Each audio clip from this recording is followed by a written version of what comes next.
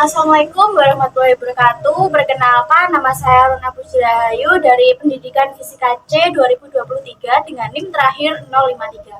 Nah, di sini saya tidak sendiri, saya bersama narasumber saya yang bernama Mbak Iis Nurjana. Nah, beliau juga merupakan kakak saya, masih saudara dengan saya. Gimana Mbak kabarnya? Alhamdulillah baik. Nah, Mbak Iis ini merupakan lulusan program studi Bahasa Arab dari IKIN Ponorogo pada tahun angkatan 2015. Nah, sekarang ini beliau mengajar di MI At-Taqwa Barengan Tanjurjo Kebonsari Madiun. Nah, di sini kita akan berbincang tentang bagaimana sih tentang pendidikan di Indonesia saat ini. Nah, menurut Mbak Iis nih, apa sih pendidikan di Indonesia itu? Kenapa menurut Mbak itu kok sangat penting? Ya, sangat penting karena tanpa pendidikan kita kan nggak tahu itu gimana untuk menjelajahi nanti masa depan kita bagaimana. Jadi menurut saya pendidikan itu sangat-sangat penting. Makanya kita juga disarankan dalam hadis itu bahwa kita harus menimba ilmu dari dilahirkan sampai yang lahat. Makanya pendidikan itu sangat penting untuk kehidupan kita. Ya, lanjut yuk.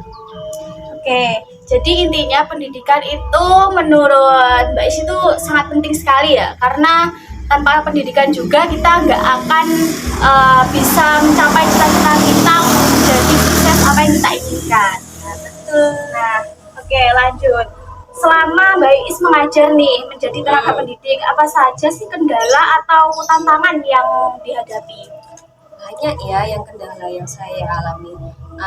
Dari 2015 sebelum lulus saya kuliah, saya sudah ngajar dan saya selama ini adalah mengajar di tingkat MI SD Setara. Jadi banyak hal yang saya temui.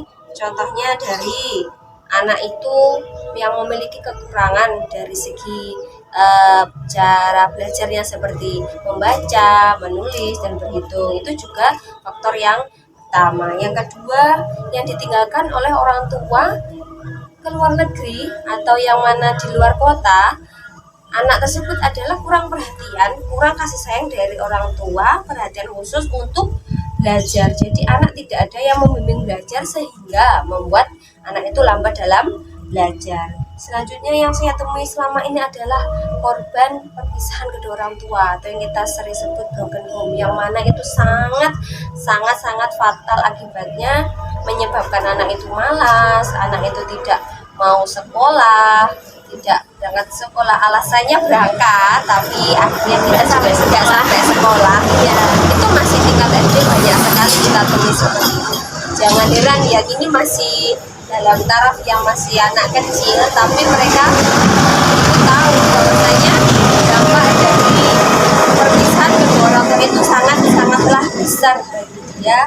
Untuk memiliki niatan untuk belajar itu sangat berdampak, jadi membuat mereka itu cenderung males. Nah, betul. Selanjutnya selain itu juga ada yang dititipkan kepada kakak atau nenek yang ada di rumah, sedangkan kalau kakek dan nenek itu sudah tua. Jadi untuk ngawasi, untuk membimbing dalam belajar itu pastinya sangat kurang dan tidak bisa. Karena apa? Beliau sudah rentan usianya, untuk mengejar materi tidak bisa. Jadi mereka itu membutuhkan orang tua yang bisa membimbing dalam proses belajarnya yang ada di rumah. Sehingga bagi saya proses belajar mengajar itu tidak melulu hanya di sekolah atau madrasah saja. Jadi harus ada sinergi antara wali murid yang ada di rumah, juga ada guru. Jadi nanti keduanya itu bisa kolaborasi yang baik yang menghasilkan nanti anak itu semangat belajar dan yang diharapkan itu sesuai seperti itu ya, Mbak Runa. Oke, jadi intinya peran orang tua itu sangat penting dalam pendidikan anaknya ya. Jadi kalau misalkan dari orang tuanya sendiri itu ada kendala atau mungkin kurang mengawasi putra dan putrinya, nanti juga proses pembelajaran di sekolah itu akan sangat terganggu seperti itu. Kemudian Nah, di Indonesia kan sering sekali tuh bergonta-ganti kurikulum. Nah, bagaimana pengalaman Mbak Iis dalam mengimplementasikan kurikulum terbaru di sekolah dan apa saja kendala yang dihadapi?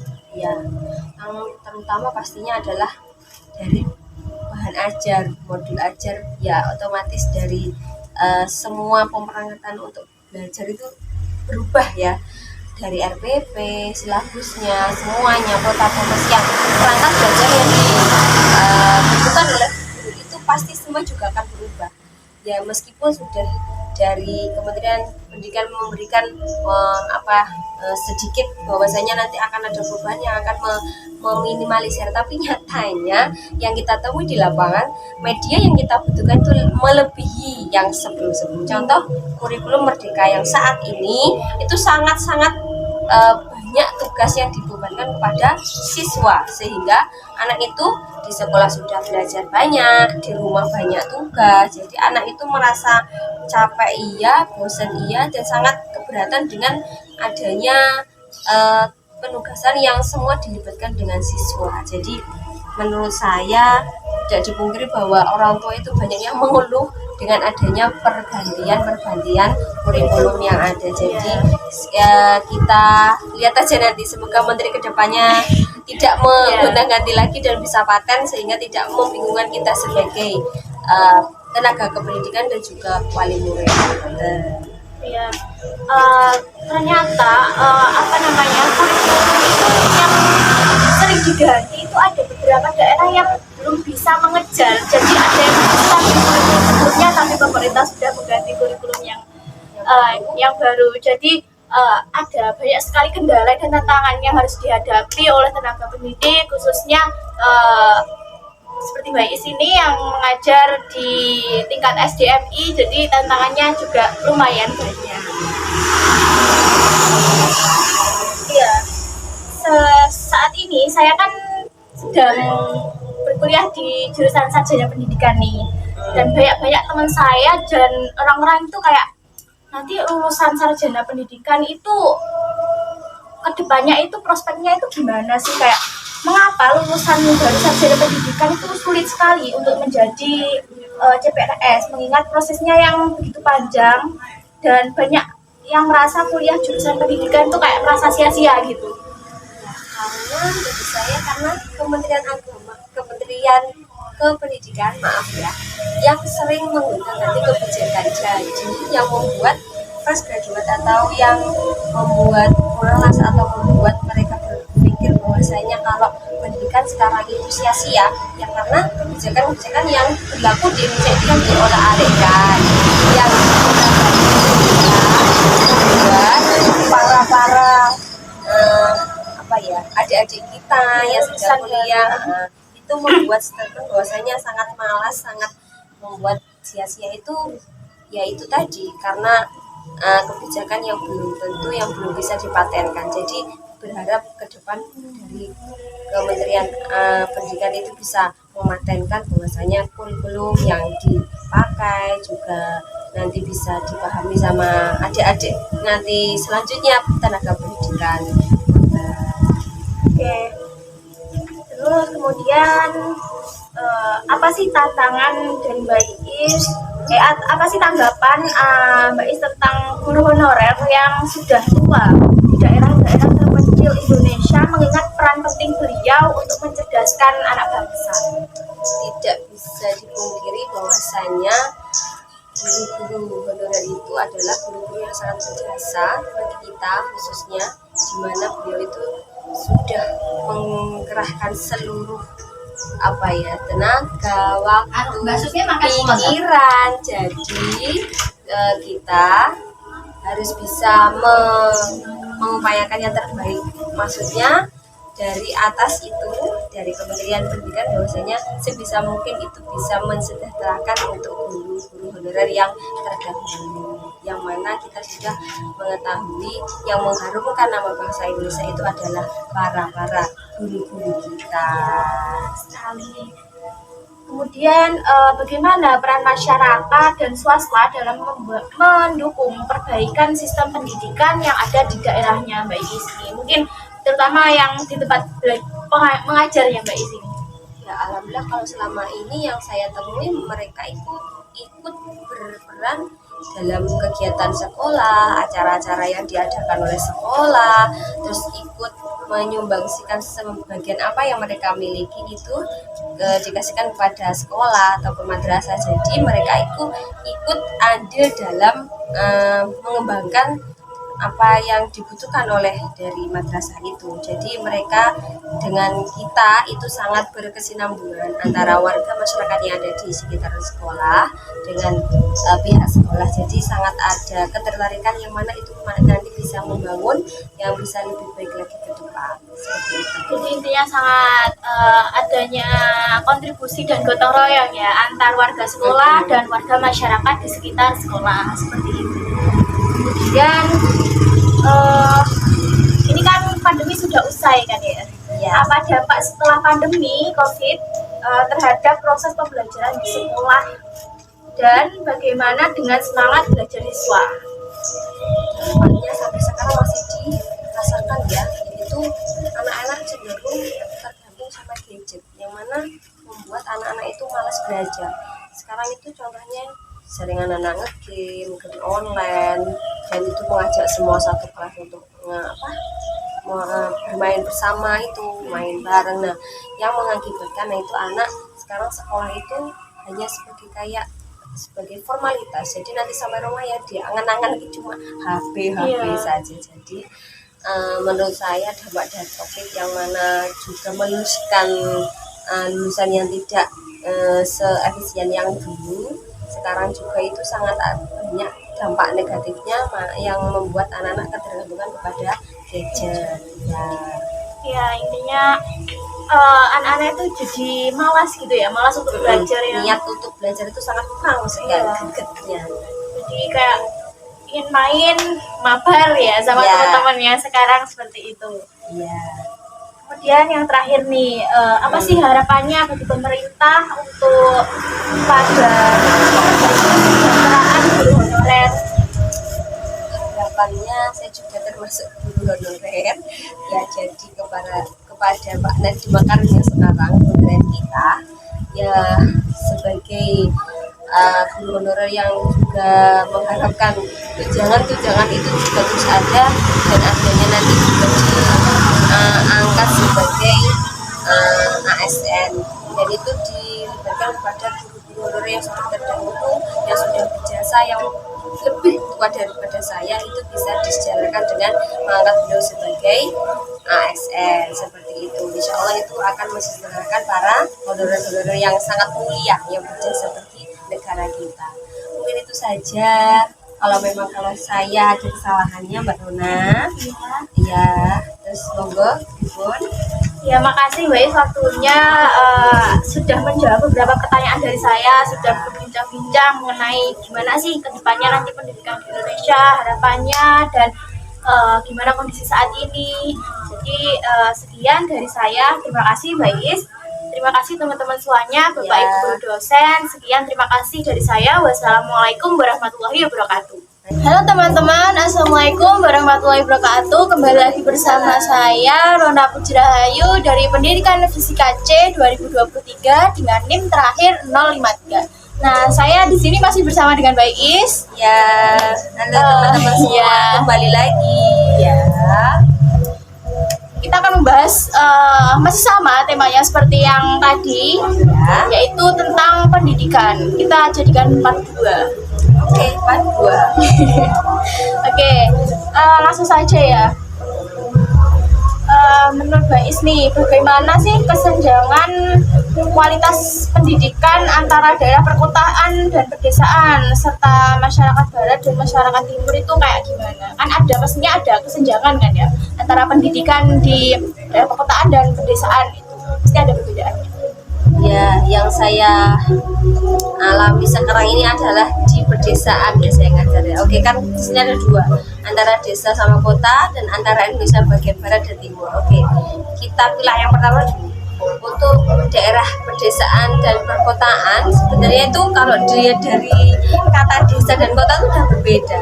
Tapi untuk fasilitas yang saya temui sekarang ini, kalau memang di desa itu sudah berupaya keras atau menurut saya itu sudah mencanangkan dengan mengeluarkan semua anggaran-anggaran yang ada itu untuk memperbarui semua fasilitas yang ada, memenuhi fasilitas yang dibutuhkan oleh siswa maksud saya, dan untuk kebutuhan media pembelajaran yang dibutuhkan oleh tenaga pendidikan seperti saya seorang guru ini.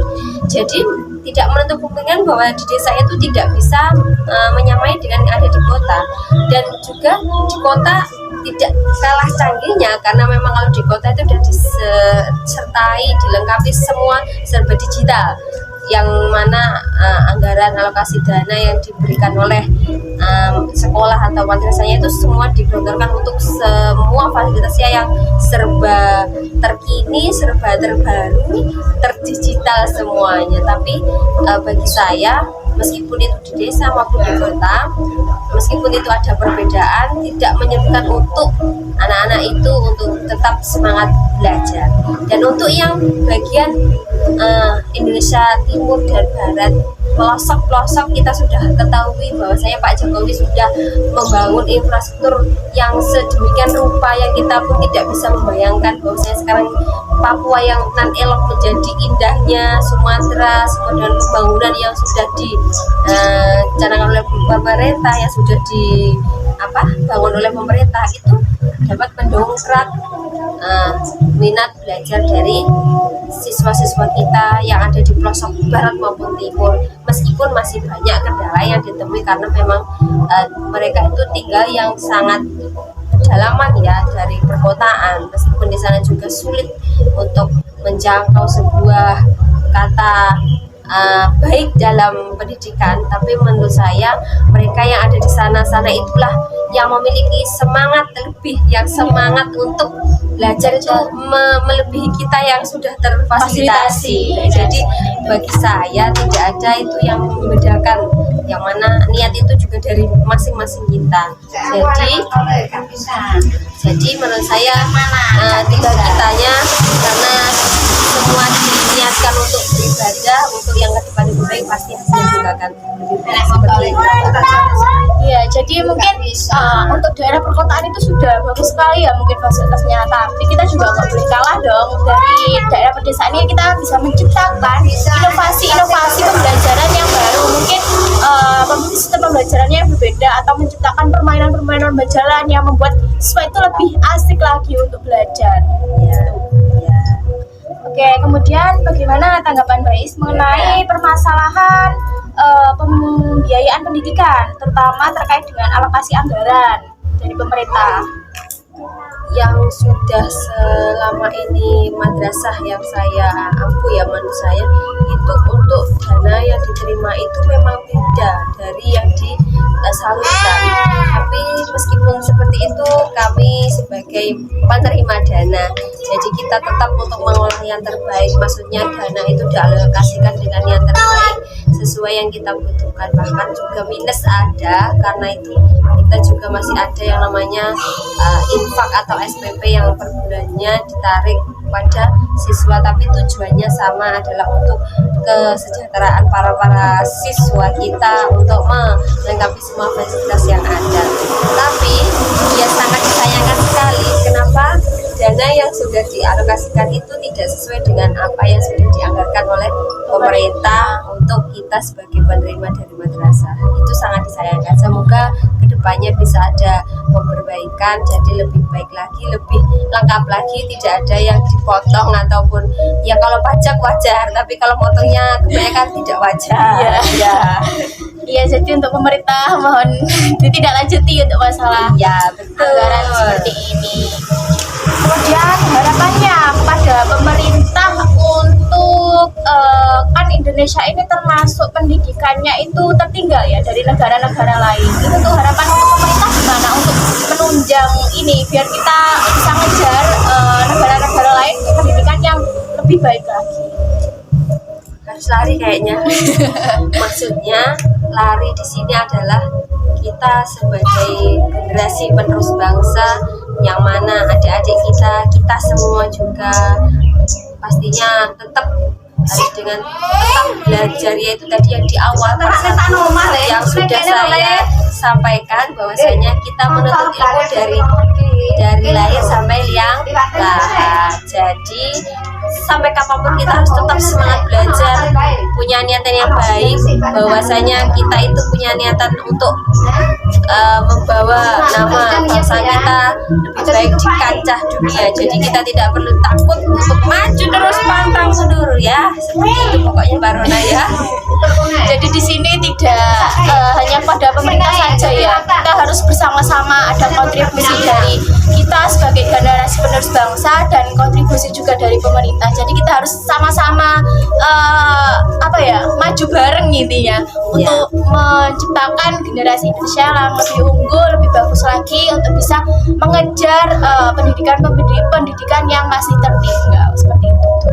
Nah, oke, di sini kan dari tadi kan saya ngasih pertanyaan nih kepada Mbak Is. Mungkin bisa diceritakan tadi kan saya kalau misalkan Mbak Is itu lulusan pendidikan bahasa Arab ya. Jadi lulusan pendidikan juga. Gelar sarjana pendidikan nih. Kenapa sih kok Mbak Is ngambil itu prodi sarjana pendidikan? Kalau menurut saya itu pendidikan karena penting. Jadi bagi saya kayaknya ada sesuatu yang mengharuskan saya mengambil program studi ini. Dan terlebih saya dulu sekolah di pesantren.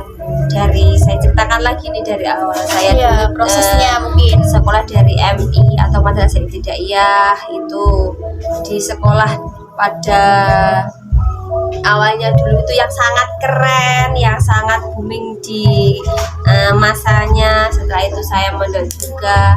Di situ saya sudah mencintai yang namanya bahasa Arab juga bahasa Inggris. Jadi saya dari MTS terus saya masuk di Man 2 Ponorogo, yang mana itu saya sudah mengikuti event-event dari guru pembimbing saya untuk diikutkan lomba-lomba, untuk lomba pidato, ada lomba sen tentang bahasa Arab. Jadi menurut saya itu menambah ketertarikan saya kepada dunia pendidikan, terlebih ke bahasa Arab, yang mana gimana ya, menurut mereka itu adalah bahasa Arab sangatlah susah, tapi bagi saya pendidikan khususnya bahasa Arab itu bagi saya adalah istimewa, yang saya suka, yang menurut saya itu wah ini tuh beda yang dari yang lain, beda pokoknya. Kalau mereka mungkin Mbak Rona suka ini kan fisika, itu kelemahan saya, matematika itu juga kelemahan saya, semuanya. Tapi tidak menutup kemungkinan dulu saya waktu sekolah di tingkat SMA itu saya mengambil jurusan IPA. Nah, tetapi saya lebih cenderung atau lebih sukanya itu ke pelajaran bahasa Arab, yang mana itu adalah bahasa Arab merupakan bahasa Al-Quran ya teman-teman. Jadi bagi saya itu sama saja dengan mendalami ilmu Al-Quran dan tidak akan ada habisnya. Jadi bagi saya itu adalah saya mengambil kuliah itu program studi tersebut itu karena saya juga suka jadi karena suka saya bisa. Jadi kunci saya selama ngajar selama ini adalah, bagi saya yang pesankan kepada murid-murid yang saya ajar itu, biar kalian itu paham kepada pelajaran yang diajarkan, yaitu 1, cintai gurunya, 2, cintai pelajarannya, maka kamu akan memahami pelajaran yang disampaikan oleh guru atau dosen atau siapapun yang telah mengajarkannya. Jadi teman-teman yang di sana, yang di luar sana, yang selama ini mungkin masih kuliah, aduh aku gak bisa, aku bingung atau gimana, tugas-tugasnya kuncinya adalah 1, sukai yang mengajarnya. Maksud dalam dalam tanda kutip ya, suka itu maksudnya tidak grundel, maksudnya beliau masuk itu wah fun dengan dosen, fun dengan gurunya, pelajarannya juga jadi dibawa enjoy gitu. Itu yang saya rasakan selama ini, dan alhamdulillah pelajaran yang saya dapat selama kuliah 4 tahun, alhamdulillah saya pas 4 tahun. Saya masuk di IAIN itu tahun 2011. Kalau dulu itu namanya bukan IAIN Mbak Rona, itu namanya dulu adalah Sekolah Tinggi Agama Islam Negeri yang disebut STAIN, dan sudah berkembang menjadi IAIN, dan sekarang mau berubah lagi menjadi UIN. Nah, yang saya dulu itu saya masuk pertama itu masih STAIN tahun 2011, mana tahun 2011 sampai dengan 2015 saya lulus pas tanggal 14 November 2015 itu wisudanya. Jadi saya masuk ngajarnya Juli 2015. Jadi sebelum saya wisuda, saya sudah masuk duluan ke MI. Sampai sekarang alhamdulillah masih tetap dan masih setia menjadi guru honorer, yang semoga nanti kedepannya masih tetap istiqomah, ingin membawa berkah bagi semua umat, rahmatan lil alamin. Itu saja Mbak Rona, mungkin ada yang mau ditanyakan lagi? Oke, selama kuliah 4 tahun ya, ini mungkin ada kendala nih saat waktu kuliah itu, kendalanya apa? Banyak. Saya dulu itu karena tinggal pertama itu kan mondok, saya masih ngontel pemirsa, apa itu namanya, naik sepeda, terus belum kayak sekarang harus naik ada ojol, ada driver, itu ada dulu. HP pun saya masih HP jadul, belum ada WA, tugas itu masih serba mengerjakannya itu di rental. Dulu itu kerjakan saya itu tidak ada laptop, saya tidak punya, sampai sekarang tidak punya. Jadi semua itu kayak dikerjakan di rentalan. Jadi kita itu mengerjakannya itu di sekarang itu apa ya, kayak ada jobkas ya, Joki tugas. Nah, joki tugas kalau sekarang. Kalau zaman saya dulu itu kayak di tempat rental tugas. Jadi kita ngerjakan di situ, dititipkan, terus nanti dijilidkan. Itu dulu sampai di fotokopi, diperbayar sejumlah mahasiswa maksud saya waktu untuk presentasi. Kalau sudah siap ternyata dihalo sama dosennya, oh tidak jadi, tunggu besok. Wah, itu sudah sering kali terjadi. Saya juga sekarang sedang mengalami hal tersebut. Bagi kami sebagai mahasiswa, karena kita sudah jauh-jauh datang, sudah meluangkan waktu, tapi ternyata dosen tidak hadir. Bagi kami ya cepat-cepat aja, akhirnya kita makan bersama, ya akhirnya juga jalan-jalan bersama. Seperti itu. Jadi kita nikmati selama 4 tahun kebersamaan kelas saya itu untuk sering untuk melaksanakan tugas bersama. Maksudnya ya ada acara bersama, ada kotaman, ada jalan-jalan, ada beralam ya kalau orang sekarang itu namanya ya. Jadi sekarang kan Mbak Is kan bekerja sebagai guru di MI ya, sebagai guru kelas berapa Mbak Is? Kelas 2. Nah sekarang kan juga menjadi ibu rumah tangga juga. Gimana sih caranya membagi waktu? Iya kan sekarang juga jadi bekerja sebagai guru, terus kemudian juga membagi waktu dengan keluarganya itu gimana? Kalau waktu itu sebenarnya saya sebenarnya orang yang masih belum bisa memanage waktu dengan yang baik, karena kan saya itu masih sering keteter dengan namanya waktu. Bangun lebih pagi pun masih kurang pagi, apalagi kalau sudah bangun kesiangan. Jadi bagi saya yang pertama itu kasih pengertian dulu kepada suami bahwa saya pekerjaannya seperti ini, bahwa saya kewajiban seperti ini, hak seperti ini. Pasti kalau suami sudah tahu dan beritahu, insya Allah semuanya berjalan dengan lancar. Selanjutnya untuk alhamdulillah anak itu ikut saya. Jadi anak itu selalu saya bawa dari dulu, dari sudah selesai masa saya cuti, anak selalu saya bawa ke sekolah. Jadi anak sudah terbiasa dari kecil, dari dalam kandungan ya, sudah dibawa kemana-mana. Jadi tapi tetap dalam pengawasan saya bahwa sekarang dia sudah dibesarkan dengan ibunya itu di sekolahan, di yayasan. Terbiasa ya dengan lingkungan sekolah sejak dini. Alhamdulillah sekarang sudah TK, RA ya, ikut ibunya terus pokoknya. Bagi saya tidak ada penghalang bahwasanya ibu rumah tangga sebagai juga menjadi wanita karir. Betul. Terus Mbak Is ini ada rencana nggak sih buat melanjutkan S2 gitu? Oh tidak, saya sudah menjadi S3 ya, S3 sudah S3-nya orang, jadi insya Allah sebenarnya banyak tawaran untuk menjadi guru linear PGMI, tetapi Mbak Rona saya masih selain segi finansial juga segi waktu sekarang itu, karena saya juga tinggal di 2 rumah ya kan, rumahnya Ponorogo sama Madiun, jadi tidak bisa untuk memfokuskan hanya untuk langsung kuliah gitu, tidak, karena waktu sudah habis untuk di rumah masing-masing, maksudnya orang tua sendiri, rumah mertua, belum melayani suami dan lain sebagainya. Jadi bagi saya insya Allah ini masih cukup dan nanti masih dilanjutkan untuk ada program pemerintah yang tetap saya ikuti seperti itu. Oke, ini yang terakhir, gimana sih pesan-pesan untuk bagi saya dan mungkin mahasiswa yang sedang mengenyam pendidikan, mengejar sarjana pendidikan nih, pesan-pesannya untuk mereka yang masih kuliah itu gimana? Mungkin jadi Mbak Is sudah suhunya sudah tua, maksudnya udah yang pernah mengalami, mungkin senior nah itu.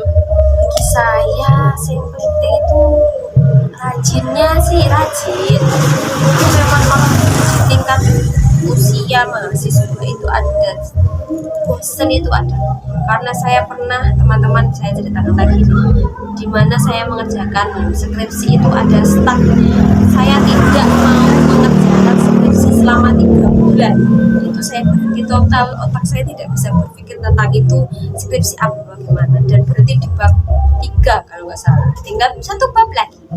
Tapi Allah itu sangat mengatur keadaan hati kita. Saat itu juga sudah 3 bulan usai, maka Allah langsung mengembalikan yang namanya semangat. Jadi bagi saya itu adalah hero, kemauan. Jadi bagi adik-adik semua, teman-teman semua yang masih dalam proses ini, tidak ada rasa puas menurut saya. Jadi tetap harus tambah lagi semangatnya. Kalau lesu ya, kalau capek bosan ya jalan-jalan dulu lah. Sekarang kan modelnya ke kafe, ke mana gitu ya, main restoran lah, healing dulu sejenak. Itu saya dulu selama 3 bulan saya gunakan untuk mengajar pramuka. Alhamdulillah dikembalikan Allah dengan niat yang baik, akhirnya saya semangat lagi untuk mengerjakan skripsi. Jadi pantang menyerah, tetap semangat, karena masa depan ada di tangan kalian semuanya ya kawan-kawan. Oke, sekian, terima kasih Mbak Is, terima kasih teman-teman semuanya yang sudah berbagi informasi, berbagi cerita, Mbak Is berbagi pengalaman dari mulai kuliah, prosesnya seperti apa sampai sekarang menjadi seorang guru, dan nantinya mudah-mudahan segera diangkat menjadi guru